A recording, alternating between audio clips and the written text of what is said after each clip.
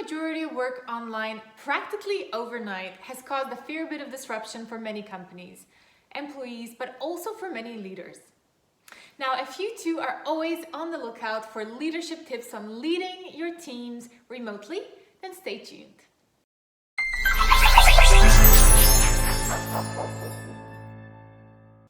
Hi, it's Andreja. I'm a professional executive and business coach, and this week we'll talk about virtual teams and remote leadership. The number one hesitation that companies have about working from home is, how will I know that my team is working if I can't see them? And the answer to that is, you won't. Now listen out for a few practical tips that the best in virtual leadership are recommending. Now, tip number one comes from the founder of Workplace Lists, Tammy, who suggests that remote leaders should first consider adopting placeless mindset. Now, a placeless mindset is a new philosophy that our lives and our work are not meant to be stuck in one place. The first pillar of a placeless mindset is embracing location independence over physical presence. Now, when you get that, the work can be done from anywhere.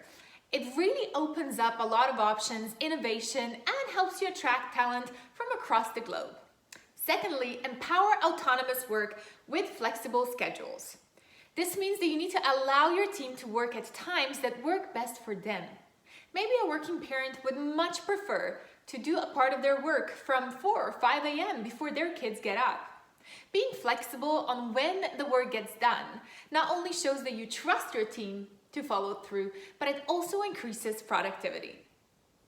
Tip number two, take a deep breath in and out and let go of needing to have control.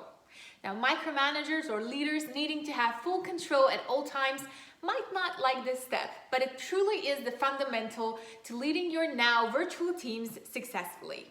Now, your question should not be, how will I know if my team is working? But rather, how will I know that the work is done and it's done well? Now, this perfectly leads us into tip number three, what gets measured gets done. If you haven't already, get out of that comfort zone and start implementing some very powerful digital tools that will help you hack into the data behind the performance and growth of your team. Now, drop the endless Zoom meetings and rather impact productivity of your team with asynchronous communication and collaboration. Now, you might ask, what is asynchronous communication? It's when the communication doesn't happen at the same time. It happens if you, for example, prepare a document and send it into a review to someone who then reviews it a few hours later. The reason why this works so well is that it allows teams and individuals to leverage the flexibility of remote work. Now, implement apps like Slack or connect your team through productivity apps like Asana or Monday.com. You can also juice things up with apps like Miro and Mural that act like virtual whiteboards. Now, tip number four is introduce virtual office hours.